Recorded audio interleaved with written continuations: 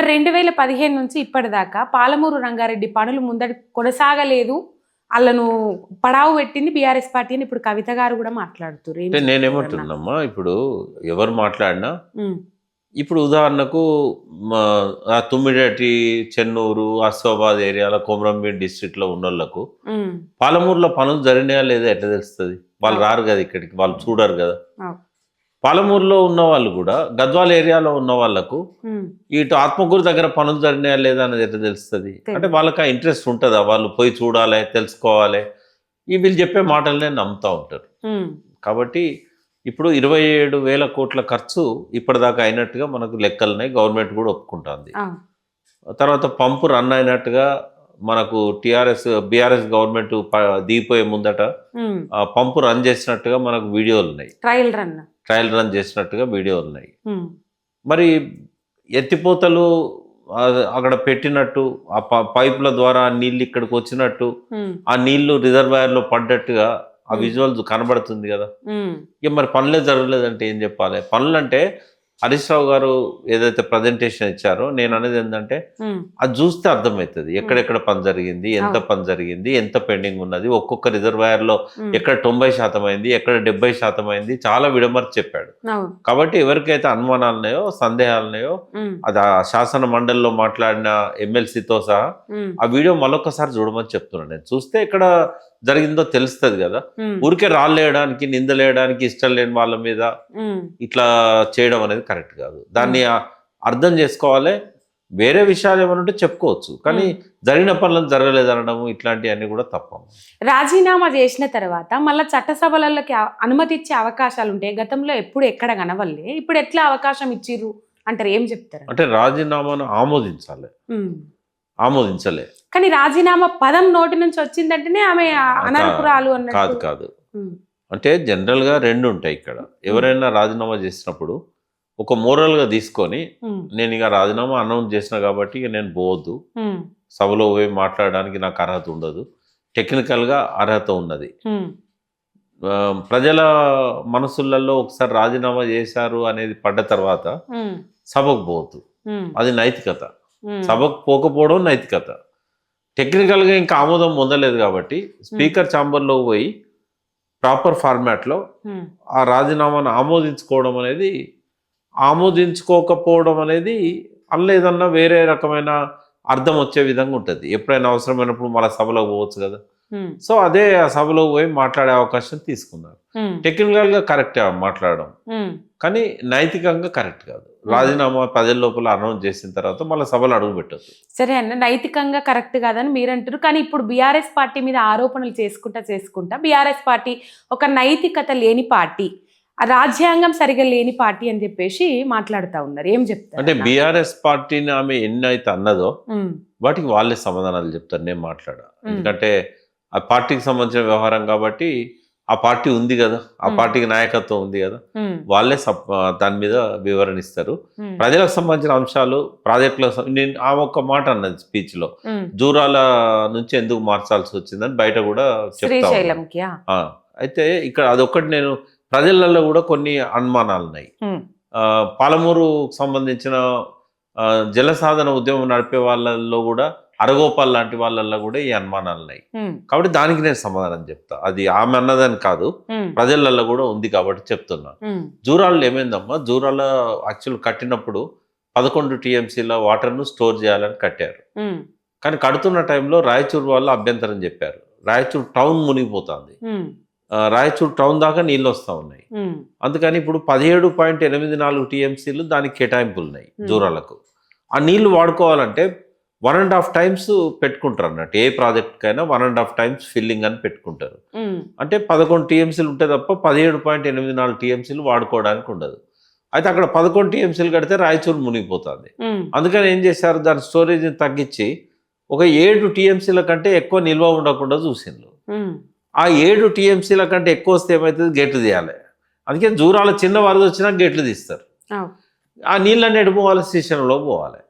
అయితే 7 TMCలు వచ్చినప్పుడు పంపులు పెట్టి బయటికి ఇగ్గొచ్చు కదా, ఎంతన్నా తీసుకోవచ్చు కదా అని అంటారు. తీసుకోవచ్చు. 7 TMCలు వచ్చినప్పుడు అల్లకెళ్ళి 5 తీసుకోవచ్చు, 4 తీసుకోవచ్చు, కానీ రిజర్వాయర్ లేవు. రిజర్వాయర్ నిజంగానే కడదామంటే అక్కడున్న పరిస్థితులు అనుకూలంగా లేవు. ఉన్న చిన్న ఏరియా ఇప్పుడు జూరాల ప్రాజెక్టు నుంచి కృష్ణా గ్రామం అంటే భీమా కృష్ణా నది రెండు కలిసే గ్రామాన్ని కృష్ణా గ్రామం అంటారు. అది తెలంగాణలో మొదటి గ్రామం కృష్ణా బేసిన్లో. అంటే ఈ రెండు కలిసిన కాడ తెలంగాణ స్టార్ట్ అవుతుంది. ఆడ రైల్వే స్టేషన్ ఉంటుంది, కృష్ణా రైల్వే స్టేషన్. రాయచూరులో బయలుదేరిన ట్రైను కృష్ణాలో ఆగుతుంది అన్నమాట, కృష్ణా మీదకి వెళ్ళి పోతుంది. అక్కడికి ఇక్కడ చాలా దగ్గర, ఆడ పెద్ద రిజర్వాయర్లు కట్టే పరిస్థితి లేనే లేదు. మరి ఇంకా కిందికి వచ్చి కడదామా అని అంటే ఇవాళ రేపు ఎట్లయిపోయింది, ఎక్కడ చూసినా కూడా భూములు ధరలు పెరగడము, అది భరించలేనంత అవుతుంది. ఈ మళ్ళీ లిఫ్ట్ చేసే రిజర్వాయర్ నింపుకోవాలి, ఇవన్నీ కూడా. అయితే ఆల్రెడీ 307 టీఎంసీలకు కట్టిన శ్రీశైలం కిందనే ఉంది కదా. ఇక్కడైనా లిఫ్ట్లే, అక్కడైనా లిఫ్ట్లే. జూరాల నుంచి ఏమి గ్రావిటీ కాలువల ద్వారా పోవు. జూరాల నుంచి గ్రావిటీ ద్వారా 1,00,000 ఎకరాలకే వస్తాయి. దానికోసం జూరాల కింద ఎన్టీఆర్ కెనాల్ అని కట్టిళ్ళు. ఈ నీళ్ళు ఎట్లా పోవాలి మరి అంటే లిఫ్ట్ చేసి స్టోర్ చేసుకోవాలి. లిఫ్ట్ చేసి స్టోర్ చేసుకోవడానికి 6 టీఎంసీలు ఉన్న కాడ 6-7 టీఎంసీల కంటే ఎక్కువ ఆగవల్ల. కిందనేమో 307 టీఎంసీల కోసం కట్టినా కూడా 240 టీఎంసీలు తీసుకోవడానికి అవకాశం ఉంటుంది. ఎందుకంటే షిల్ట్ వచ్చింది, అది రిజర్వాయర్ తగ్గింది కొంచెం. అంటే 240 టీఎంసీలకు వెళ్ళి తీసుకోవడం ఈజీయా, లిఫ్ట్ చేయడం ఈజీయా? 6 టీఎంసీలకు వెళ్ళి లిఫ్ట్ చేయడం. ఎందుకంటే మనము ఒక పెద్ద వాటర్ ట్యాంక్ ఆడ ఉండగా బిందెలలో నింపుకొని అల్లకెళ్ళి ఎత్తిపోసుకోవాలంటే ఎట్లా? జూరాలు అనేది ఒక బిందె లాంటిది, శ్రీశైలం రిజర్వాయర్ అనేది ఒక పెద్ద చెరువు లాంటిది. ఎప్పటికి నీళ్లు ఉంటాయి ఆడ, దాదాపు 8-9 నెలలు ఉంటాయి అలా నీళ్లు ఎత్తిపోసుకోవడానికి. ఈవెన్ రాయలసీమకు తీసుకుపోతున్నా కూడా. కానీ జూరాలలో వచ్చినప్పుడే వదిలిపెట్టేస్తారు కాబట్టి ఉండవు. రెండవది అక్కడ ఉన్న 6 టీఎంసీల నిల్వ ఏదైతే ఉంటుందో 35 రోజులే ఉంటుంది. 35 రోజులలో నెట్టెంపాడుకు పోవాలి, కల్వకుర్తికి పోవాలి, తర్వాత భీమాకు పోవాలి. కల్వకుర్తి కాదు, నెట్టెంపాడు భీమాకు పోవాలి. మళ్ళీ భీమా నుంచి కోయిల్ సాగర్ పోవాలి. కల్వకుర్తి ఏమో శ్రీశైలం రిజర్వాయర్ నుంచి తీసుకుంటారు. అయితే ఏది బెస్ట్ సోర్స్? ఇప్పుడు నెట్టెంపాడుకు, భీమాకు, కోయిల్ సాగర్కు, జూరాలకు నీళ్లు లేవని చెప్పి క్రాప్ హాలిడే ఇచ్చారు. ఇప్పుడే మనం మాట్లాడుకుంటున్న టైంలో ఈ పంట లేదు, ఇప్పుడు యాసంగి పంట. కల్వకుర్తినేమో కావాల్సిన నీళ్లు శ్రీశైలం నుంచి లిఫ్ట్ చేసుకుంటున్నారు. ఇప్పుడే తెలుస్తుంది కదా జనానికి అర్థం కావడానికి. మార్చకపోయి ఉంటే కల్వకుర్తిని కూడా ఇక్కడి నుంచే పెట్టున్నాం అనుకో, ఇవాళ తీసుకోవడానికి లేకపోయేది. వాళ్ళు పాలమూరు రంగారెడ్డి కంప్లీట్ అయ్యి ఉండేది అనుకుందాం, 12 లక్షల ఎకరాలకు నీళ్లు పోయేటి. ఇవాళ జూరాల నుంచి ఉంటే క్రాప్ హాలిడే ఇచ్చేవాళ్ళు కదా, దీనికి ఇచ్చినట్టు దానికి. ఎందుకు జూరాలలో 1,00,000 ఎకరాలకే జూరాల ఆయకట్టు, ఇంకా అది కూడా పూర్తిగా లేదు, 90,000 ఎకరాలు కూడా భారతలేదు. మరి అసలు ప్రాజెక్ట్ ఆయకట్టుకే హాలిడే ఇచ్చారు. దాని మీద ఆధారపడ్డ నెట్టెంపాడు, భీమా, కోయిల్ సాగర్ కూడా హాలిడే ఇచ్చారు. వాళ్ళు పాలమూరు రంగారెడ్డి కంప్లీట్ అయ్యి ఉంటే ఇవాళ హాలిడే ఇచ్చేవాళ్ళు కదా.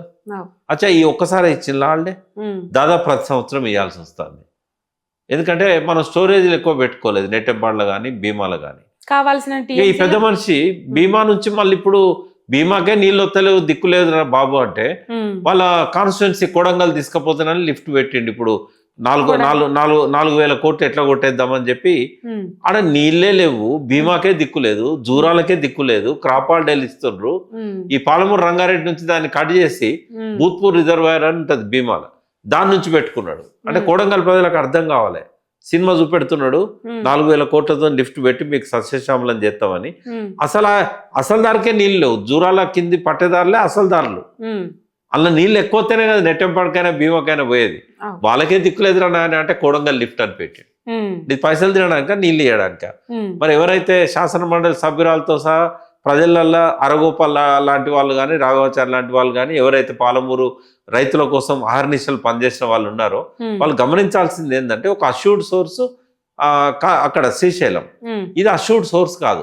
కాబట్టి కేసీఆర్ ఎప్పుడు ఆలోచించినా శాశ్వత పరిష్కారం కోసం ఆలోచించండి తప్ప రాజశేఖర రెడ్డి లాగా నీళ్లు ఇచ్చినట్టు కనబడాలి కానీ నీళ్ళు ఇవ్వకూడదు. తుమ్మిడి దగ్గర బ్యారేజ్ కట్టడానికి సాధ్యం కాదు కానీ ప్రాణహిత దగ్గర చేవెళ్ళ దగ్గర కాలువలు తవ్వాలి. నీళ్ళు వస్తున్నాయని నమ్మించడమే తప్ప. అంతే. శ్రీరామ్ సాగర్ 2వ ఫేజ్ కూడా మన కాలువ తవ్వాలి కానీ ఒక్కనాడు కూడా నీళ్లు పారద్దు. ఆయన బతుకున్నంత వరకు ఒక్కనాడు నీళ్లు పారలే. అంటే ఇవి తెలిసి ఆరోపణలా తెలియక ఆరోపణలా? మామూలుగా హరీష్ రావు గురించి మాట్లాడుకుంటా అంటారు ఈ కమిషన్లు కొట్టేయడం కోసమే జూరాల నుంచి శ్రీశైలంకు మార్చిర్రు అని. ఒక్క నిమిషం చెప్పనమ్మా, కమిషన్ లేనిది ఎలా ఒకసారి ఇలా కొద్దాం, ప్రజలకు కూడా అర్థం కావాలి. నేను చెప్తున్నాను, అవినీతి లేకుండా భారతదేశంలో ఏ ప్రభుత్వంలో కానీ ఒక్క పని జరగదు, గుర్తుపెట్టుకోండి. అవినీతిలో ముఖ్యమంత్రి రోల్ ఉందా, అవినీతిలో ఇరిగేషన్ మినిస్టర్ రోల్ ఉందా, R&B మినిస్టర్ రోల్ ఉందా, పంచాయతీరాజ్ మినిస్టర్ రోల్ ఉందా, సూపరింటెండింగ్ ఇంజనీర్ది ఉందా, చీఫ్ ఇంజనీర్ది ఉందా, కింద సూపర్వైజర్ది ఉందా? అందరిది ఉండొచ్చు, లేదా కొందరిది ఉండొచ్చు. కొన్నిట్లో ముఖ్యమంత్రికి ఉండొచ్చు, కొన్నిట్లో ఉండకపోవచ్చు. అవినీతి అనేది ఇందు గలదు అందు లేదని సందేహం ఓలదు, ఎందెందు వెతుకు చూసినా అందందే గలదు. కాబట్టి నేనేమంటున్నా, మీ నోర్లు నొప్పి పెట్టేటట్టు మాట్లాడకండి. నేనే చెప్తున్నా అన్నిట్లో అవినీతి ఉందని. పట్టుకుంటే సంతోషం, భయం అనేది ఉంటుంది, కానీ పట్టుకోవట్లేదు. మొత్తం భారతదేశం అంతా వెతికినా కూడా ఒక్క లాలూ ప్రసాద్ను ఆ గ్రాస్ స్కామ్లో తప్ప ఈ కొంతమంది మీద కేసులు పెట్టినా కూడా ఏది రుజువు చేయలేదు, ఎవరిని జైల్లో పెట్టలేదు.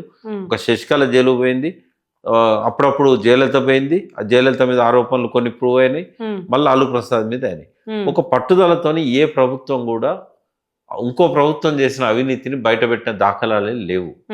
అంటే రెండు ఉంటాయి ఇక్కడ, ఆ ప్రభుత్వం అసమర్థత, లేకుంటే నిజంగానే అవినీతి జరగలేదా, లేకుంటే అవినీతి జరిగినా కూడా ప్రభుత్వం పట్టించుకోవద్దు అనుకుంటుందా, ఏదైనా కావచ్చు. ఇప్పుడు కేసీఆర్ మీద ఆరోపణ చేశారు కాళేశ్వరంలో, దాని మీద ఉత్తమ్ కుమార్ రెడ్డి ఎంపీగా ఉండే నల్గొండ, ఆ కాళేశ్వరం అవినీతి మీద ఒక పార్లమెంట్ సభ్యునిగా ప్రశ్నించిండు. అప్పుడు పిసిసి ప్రెసిడెంట్ కూడా ఆయన షెకావత్ ఏం చెప్పిండు, మేము అన్ని ఫైళ్ళన్నీ వెరిఫై చేసినాము, కాళేశ్వరంలో అవినీతి జరగలేదు అన్నాడు. మరి నమ్ముదామా వద్దా? ఒకవేళ నిజంగానే అవినీతి జరిగిందని మీరు అనుకున్నారు అనుకోండి, ఎవరు ఆపిల్లు మిమ్మల్ని? కేంద్ర ప్రభుత్వం ఇప్పుడు 12 ఏళ్ళు దాటింది, 13వ సంవత్సరంలో అడుగుపెట్టింది. మరి 13 సంవత్సరాలు ఈడీ, సిబిఐ ఎన్నో ఉన్నాయి కదా మీకు, మీరు ఎందుకు అవినీతిని బయటపెట్టలేకపోతాను? రేవంత్ రెడ్డి కమిషన్లు వేశాడు, గోస్ట్ కమిషన్ వేసిండు, ఎన్డీఎస్ఏ ఉంది, విజిలెన్స్ కమిషన్ అది, ఏసీబీ ఉంది. మరి మీరెందుకు బయటపెట్టలేకపోతున్నారు? పోనీ అవినీతి జరిగింది అనుకుందాం, ఇప్పుడు 28 ప్యాకేజీలు 13 కొత్త జిల్లాలలో ఉన్నాయి. మరి ఏ జిల్లాలో అయినా ఒక్క పోలీస్ స్టేషన్లో ఎఫ్ఐఆర్ నమోదైందా? ఊరికే గాలి మాటలు ఈ అవినీతి గురించి మాట్లాడేటి. ఇప్పుడు డబ్బులు సంపాదించడానికి 100 మార్గాలు ఉంటాయి. అధికారంలో ఉన్న వాళ్ళకు అవి కలిసి వస్తాయి. ఇప్పుడు ఉదాహరణ చెప్తా నీకు, ఎవరో ఒక ఆయన వచ్చి నిజాం కాలం నాడు నా భూమి సెటిల్ కాలేదు, కోర్టు తీర్పు తెచ్చుకున్నా కూడా పాత గవర్నమెంట్ అమలు చేయలేదని అంటారు.